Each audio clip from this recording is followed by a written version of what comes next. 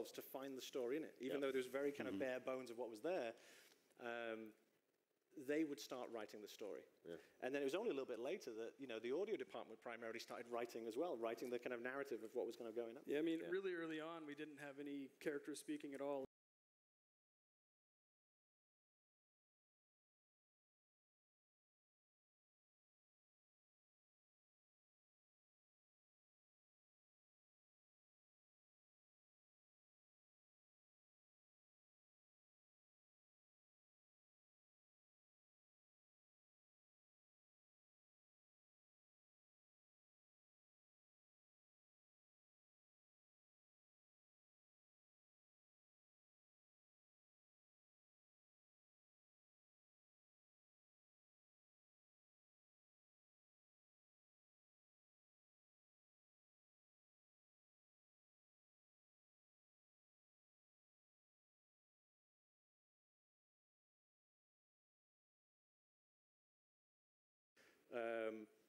Taking that idea that comes at the last second and running with it, and I feel very passionate about that's how we keep zombies fresh and how we keep it new.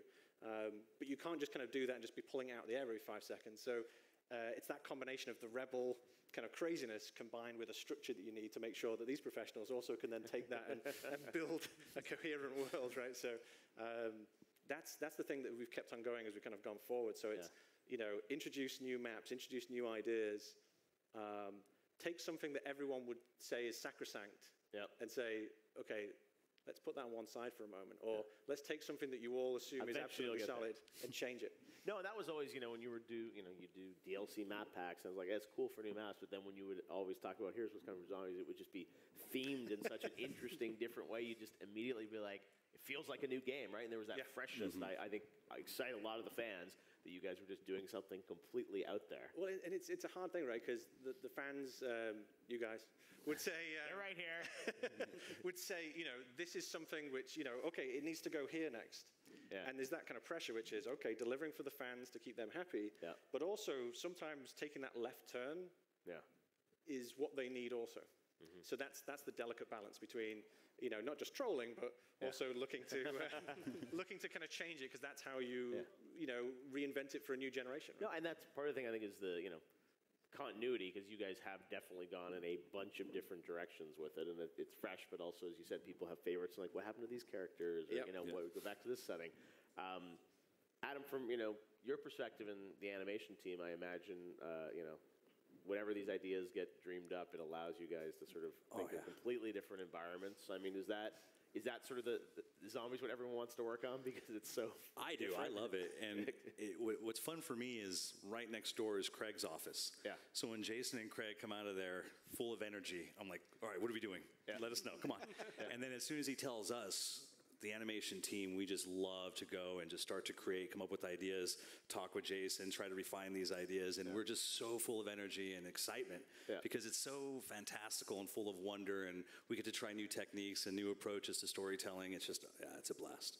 And audio-wise, as Jason said, very much, kind of rock and roll, anti-establishment, so allows you guys to definitely flex a very different muscle, too. Yeah, absolutely. I mean, there's just so many varied experiences across all of our maps going back to the beginning, and it's always this new challenge. Like, how are we going to do the moon, right? There's no sound there. So it's creatively really empowering to work on. Yeah. Are there any ideas that you sort of prototype or concepts that you sort of go down the path and you're like, yeah, this isn't working, or too far? I mean, I'm sure you put it back on the shelf, but are there sort of the lost zombies, Yeah, ideas? I mean, so zombies, coming from the beginning, right? Zombies comes from the spare bits left over. Yeah. Right? And so that's always been in our kind of DNA when we look at zombies. So if we try and do something, and maybe it doesn't work out this project, it gets put aside and then comes back, There was a DLC for World at War that never made it. Well, you look at the kind of maps in Black Ops 1, and that was the leftover bits from the DLC 4 that was never made. So sometimes we'll try an idea, sometimes it doesn't come through. Yeah. Or more the case nowadays is that we'll have more ideas than we can actually execute in the time period. Yeah. So we just say, okay, let's hold them, and then let's come back to them a little bit later on. A lot of great ideas. Yeah.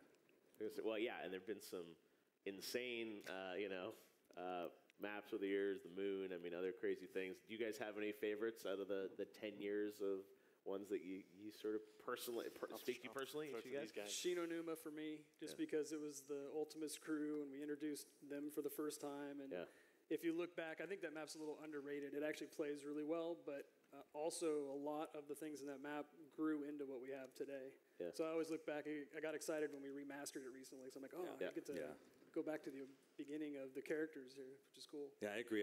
The audio on that just blew my mind. Like, I loved Zombies before that, but I remember playing in that hut where you start off and you're looking out the windows and you could just hear the zombies creeping up. It drew me in. I love that map, yeah. I'm biased, so I'm going to say Mob of the Dead. Yeah. You're into that. That's just a shameless plug for Blood of the Dead right there. But, for me it was, and again, one of those maps where we get to take a left turn and try something different. Yeah. And every time you do that, you never know what's going to kind of stick and what's going to work. And I just felt really happy that we got the vibe and it was one of the first ones where we all went out on location. So we all went down to San Francisco and recorded and captured all the textures and all this kind of fun stuff. So I felt like all the components were working in kind of tandem and kind of telling that story. Yeah, and that movie was a lot of fun to make too. Yeah, the movie as well. Yeah. I mean, black and white, and a lot of fun. So that's why I just think it's such a white space that you guys just every year get to kind of come up, or every 3 years get to come up with something crazy. I guess with the DLCs you do every year. It's like, let's do Stalingrad, but let's put a huge dragon in there while we're at it. Or let's do World War I with massive robots. Fits in the picture. I mean, we should talk a bit about the canon of Zombies. Because you push in so many different directions. I mean, is there the official lore? I mean, how much do you track in terms of There is the official lore. There is the official timeline that we released when we did Chronicles. That's we put the huge timeline out, and that was a trip. So we had it all being kind of logged in a kind of roundabout way, a napkin here or a Post-it note there. And I popped into the narrative team and said, hey guys, just got a little bit of a weekend task for you. Exactly. Make this all work. Can you just write down the entire storyline in one coherent way? And I think it was like 2.5 months later to actually correlate it all and bring it all together. So yes, there's an official. It all works somehow. It all works, but here's the thing: in the same way in the cinematics or in the audio, sometimes it's not just the things that you tell, but the things that you don't tell. Right. And that's just as much of an active choice, So sometimes it's the negative space in the picture rather than the detail. You'll go fill in at some point. We've also had some really great celeb cameos over the years. That's one of sort of my favorite moments, or some of the talent that comes in. Again, Black Ops has had some great talent in the main game, but Zombies you have as well. Any favorites? Bless you. Thank you. My one, I'm going to go with Jeff Goldblum. Oh yeah. Jeff was a force of nature. So normally when you do VO recording, someone kind of goes in the booth, you're sitting out there with your audio director, and they'll read the line, and then they'll do it 3 times, then you say, I'll take the B take, or I'll take the A take. Yeah. Jeff came in, and we just let it run. Because he would, he'd just kind of warm in, and he'd be like, yes, well, yes, the shield is quicker than the eye, and just kind of do it like a couple of times, right? And he would just go there, and then he would read the next person's lines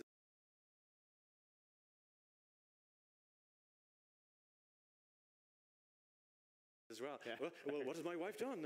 Just started That's what needs to be released. Yeah, and it was so good that we just couldn't call takes. Yeah.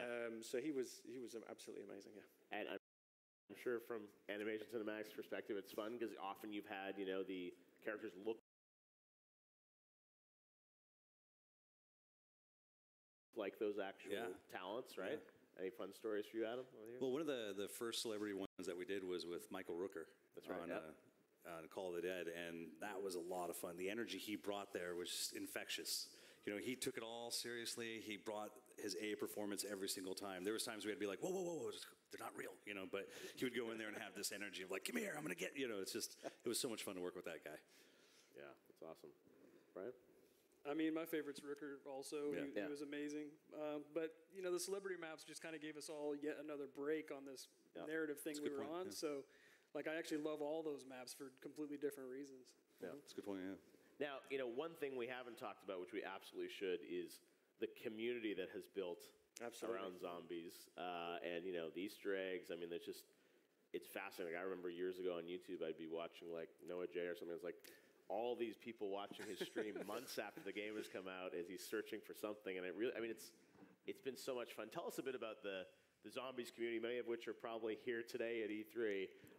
They are so passionate about this mode. And tell me sort of about the evolution of that, and I think the fun sort of relationship that Treyarch has with the community. Yeah, well, I would say that their passion is what inspires us to do the best work of our career. Absolutely. It's the fact that they're so into it that drives us.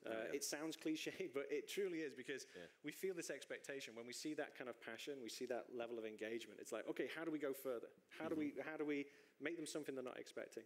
And, those early days, a lot of those fan theories and a lot of that conversation is what got folded straight back into the storyline, right? No, absolutely. I mean, the very first Easter egg was a hidden song written by Kevin Sherwood, who works for Treyarch. And we hid it in Varrock because we made it, and it was like, oh, this is actually a pretty cool song. What can we use it for? Well, let's just put it as an Easter egg in Varrock and see how long it takes people to find it. It was like an hour. But that was really inspiring. It's like, oh, people are into that. We should hide more stuff. And so it's kind of that's why we even call the quest line Easter egg still, even though it's no longer really an Easter egg. But yeah, it's really cool watching the community discuss all these things. And early on, websites are springing up, and now there's YouTubers everywhere. It's just amazing to be a part of. Yeah. We've learned not to say this one will take ages, because every time we say anything like that or indicate that, oh, this is a big one, they've got it in 24 hours. But I mean, tell me about that sort of, the gamesmanship of you guys, creating things, and there's definitely, I think, there's a relationship with that community of sort of like, I mean, how does that work, brainstorming, like, especially Easter eggs? I mean, it's stuff that, again, the hunt is part of the fun. Well, I try, I'll think about it in different levels or different strata to think about. Here's the easy ones that you can kind of just easily get. Then here's ones that, they're probably going to have to work in a team to going to get. And then here's ones that are nigh on impossible. They're not going to get these, which they then do.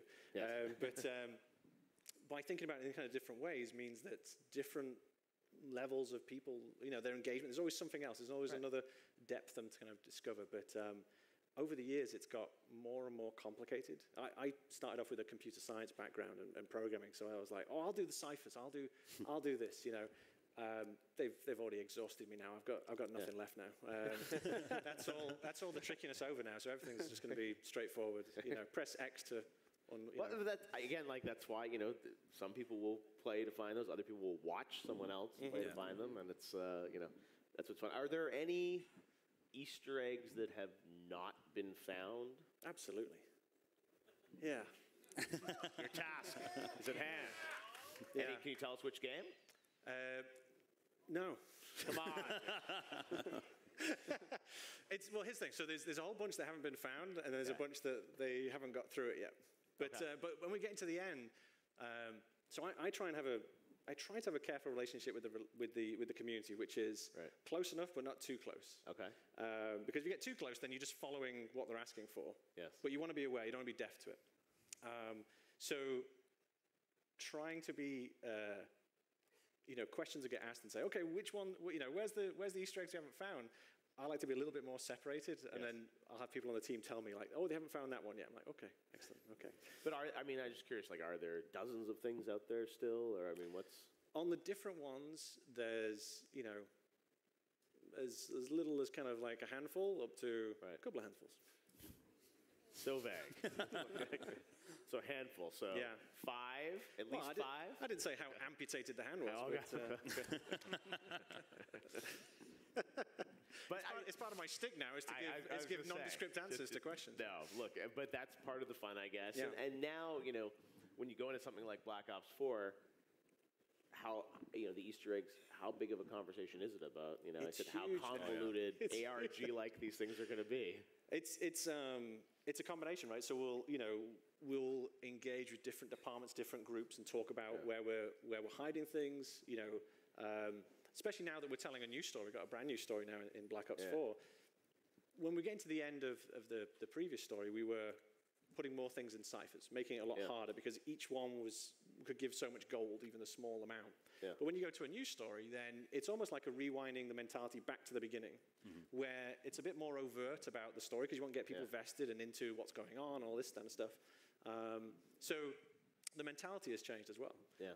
Well, something like a Blood of the Dead, so forth. You can go a little bit more hardcore because there's fans who will be really wanting to know the smallest little bit. So kind of combining it and talking about different techniques, whether it be in an animation or be it a sound Easter egg. And sound, being there from the very beginning, has a very special place in my heart. The kind of sound Easter eggs or the audio ones, because that's where they first came from. Those ideas of those recordings, hidden, that you press X on something that we wouldn't tell you, and then some audio log would play. Going into the new story, I like the idea that we kind of roll back to that mentality again. Yeah, no, it's amazing what you guys have built over the years.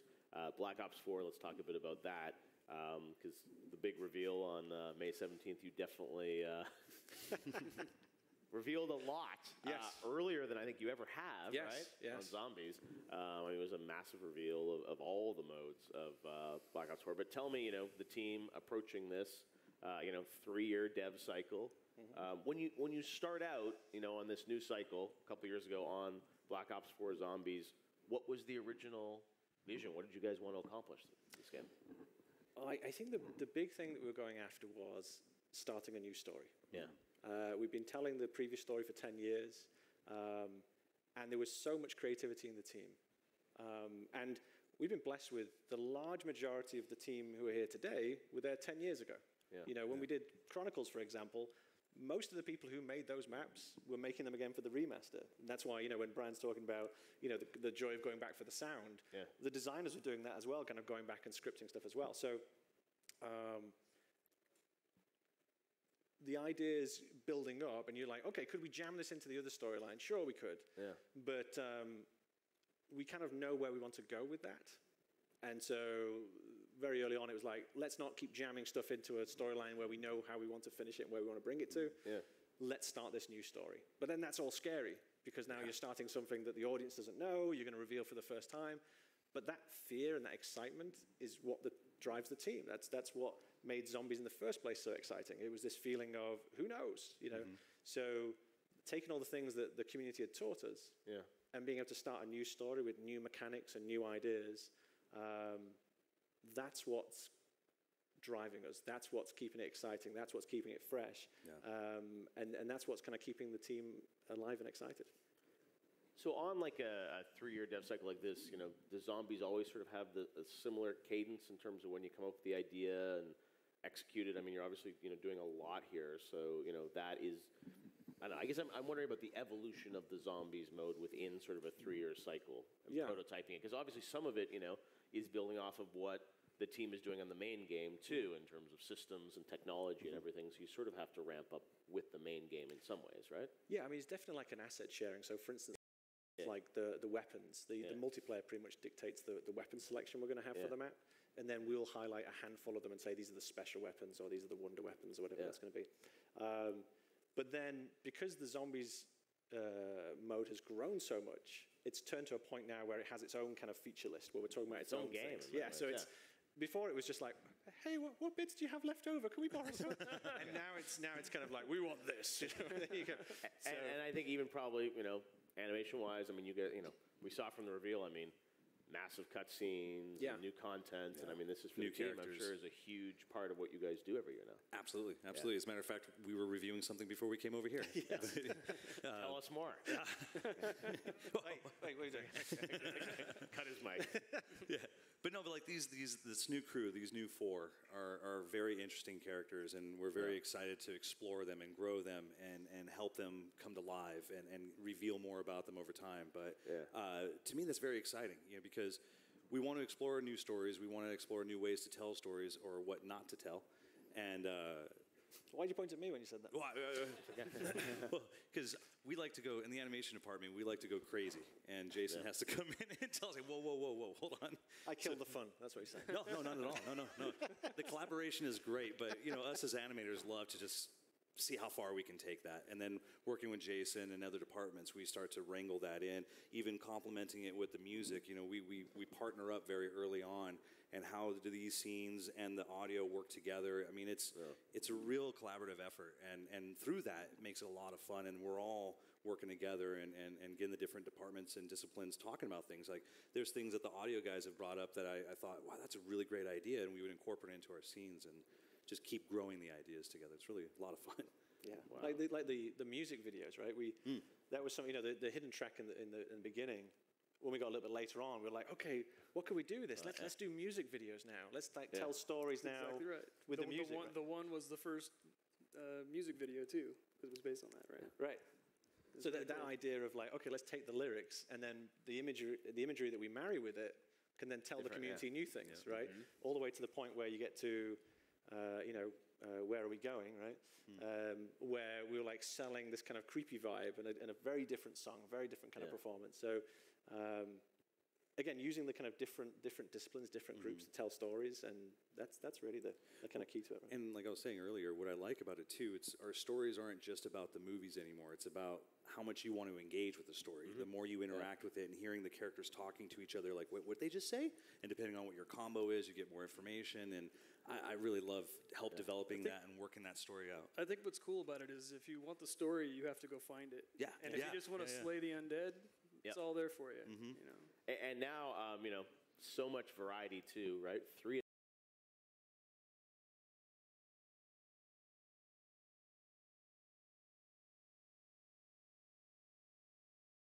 adventures on launch day. Yep. Crazy things like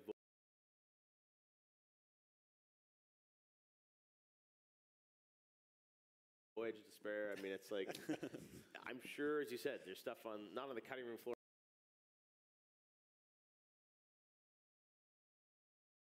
Or it just gets pushed off to, the DLCs or things like that. How did the campaigns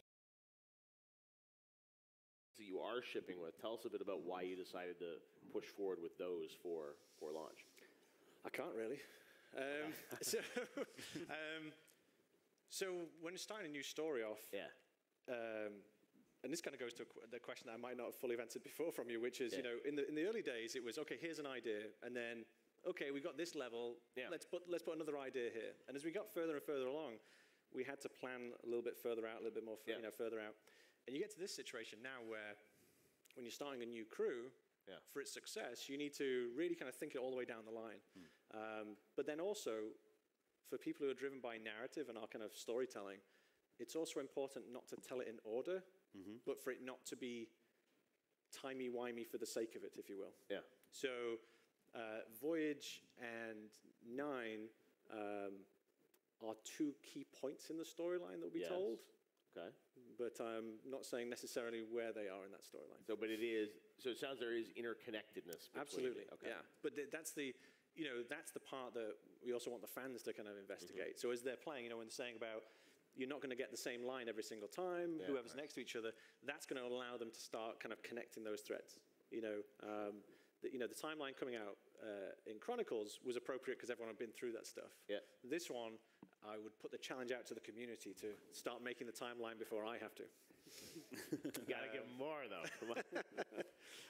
You also announced you're doing a 4th map, Classified, right? Yes. Cartesian. All right. Getting to the questions you guys want to hear. So, break it down. What can you tell us? What can I tell you? Unclassified at the Coliseum. The clue's in the title. Well, it's going to be based in the Pentagon. Okay. And this guy just gave him a shake. Was that what your guess? Okay, there's a bet. What was the bet? Which crew then? Oh. Which one? Okay, let me tell you this one. Okay. So it's the original crew. Wow. So it's the Ultimus gang. So Black Ops 4 is going to have our Primus crew in there, and then also our Ultimus crew and our new gang as well. Wow. So all right, Jason. And that's gonna set up some of the craziness that we saw in 5. Why did that happen? How did they get there? All that kind of good stuff. And It's a wonderful style. We're kind of approaching it in a very unique way artistically. Oh, wow. Okay. But it also kind of folds into all those kind of mechanisms that we talked about on the reveal, so the kind of custom mutations and so forth. All that stuff then works as well. So every map that we're doing all works with the challenger system and so forth. So not only is it a kind of brand new take on that part of the storyline, and obviously a joy to go back and update it and modernize it, but it's a new part in the story also. I mean, it's just it's insane how much stuff has to interconnect and all be sort of planned together. I mean, and this is being developed alongside the 3 that'll come out at launch? Yeah, the whole team is busying away right now. Straight after this, I've got to take these guys home because they've got to go back to work. Exactly. After this project. No, and I mean, even for you guys, you've got, the entire game to sort of think about. And I mean, you say focus primarily, I guess, on zombie stuff. But for you guys, I mean, now, it feels like zombies is a big part of what the audio and art teams are working on every year, right? I mean, how do you, because, at least, and now MP obviously is big, and then, Blackout and everything, but it's, zombies is so different. Does it take sort of a disproportionate amount of resources because it's so new? That's a good question. I don't think so. The way we have our, like in the animation side, we have our teams broken up in the different groups. We have cinematics, AI, and player animations. So as we start to develop and design these games, we start putting the resources and the energy in the right places. So it never really feels disproportionate at all. It's just, part of the game development cycle. I've got to call out for our amazing production department that makes all this stuff work. They're the kind of unsung heroes of all this because, we have obviously our talent and our kind of energy that we're kind of going into different disciplines, but they're sitting in the background making sure all these pieces fit together. So, let me text on that question. What do you guys think? And audio, I mean, you're doing different sort of soundscapes. Yeah, I mean, I got to keep people from begging me to work on zombies. That's the easy one. All right. Yeah, everybody loves working on it. It's just it's so much fun and it's so different. If you need to shift gears or you're not feeling creatively inspired on some other part of the game, hey, there's a zombies task for you right here. What? That's a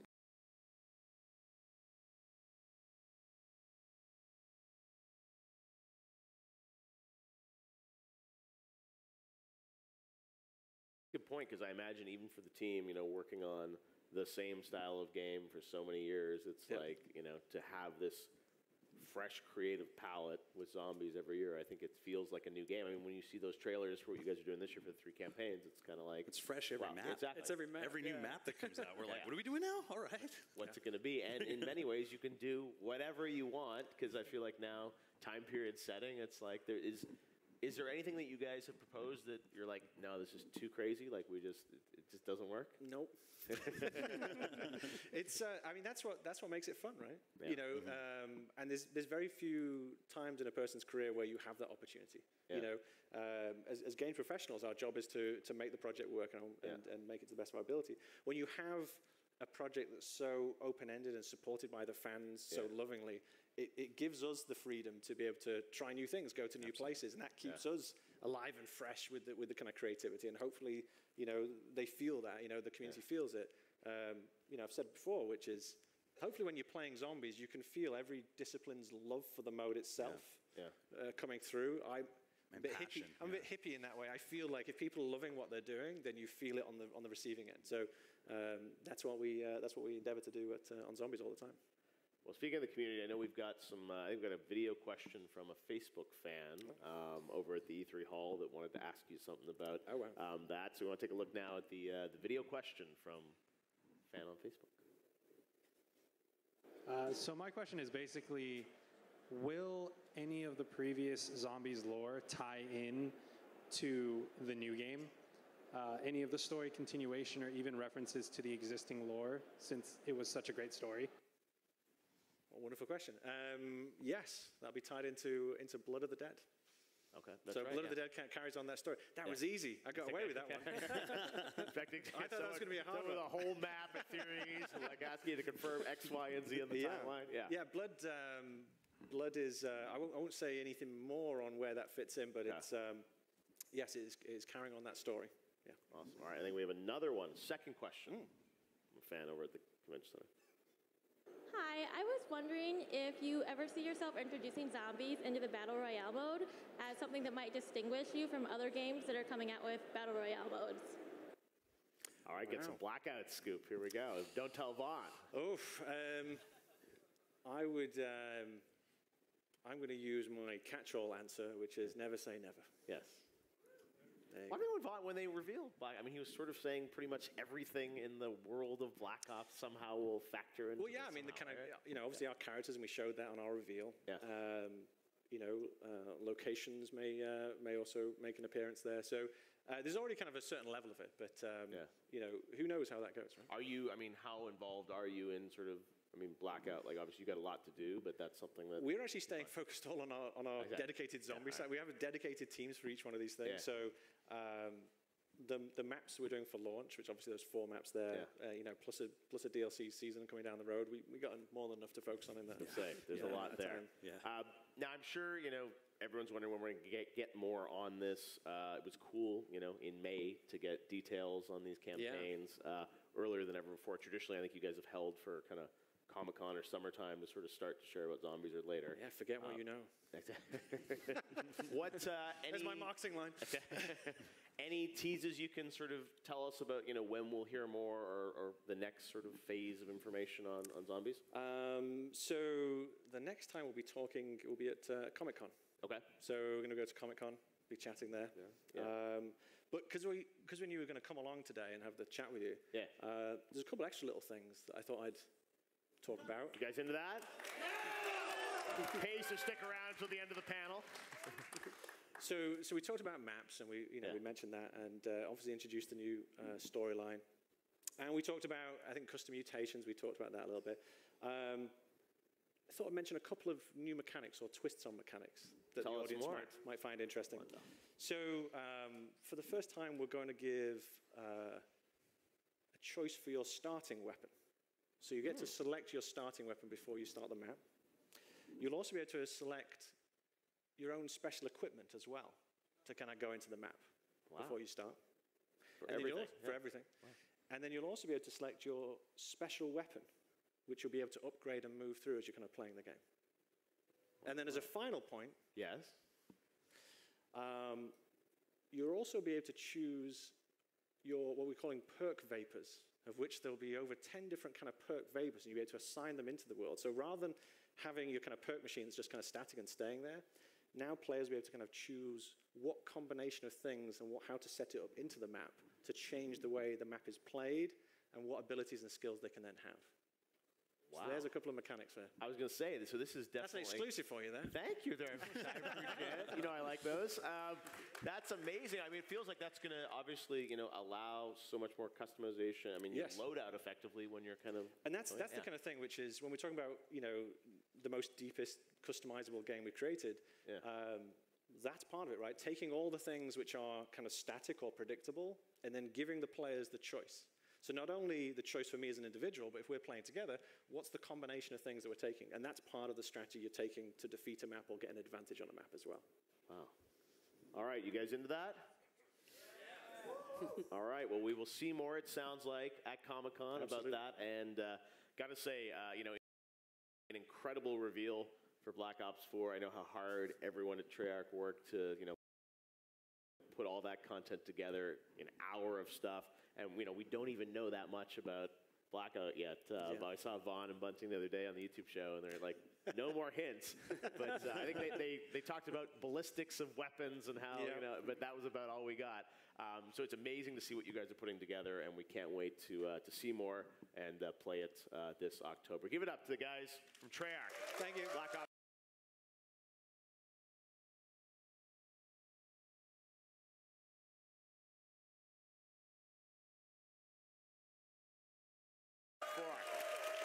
Awesome. Thanks, guys. We'll be right back. Check.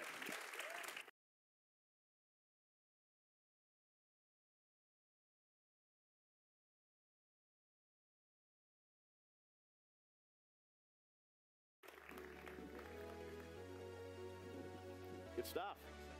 It's amazing, dude. Thank you. Adam, thanks, man. Brian, good to see you. That's fine. I think we need to look differently about the way women are represented in games, but I think also we're seeing some real progress being made. Thank you. 10 years ago, I can't imagine seeing an Aloy, for example, from Horizon Zero Dawn. We didn't really see characters like that so much. And if we did, they were kind of rare. And now,